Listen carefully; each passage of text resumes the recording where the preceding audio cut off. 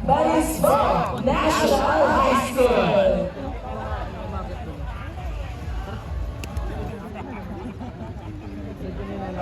Sa totoong buhay, ang pangarap walang hangganan.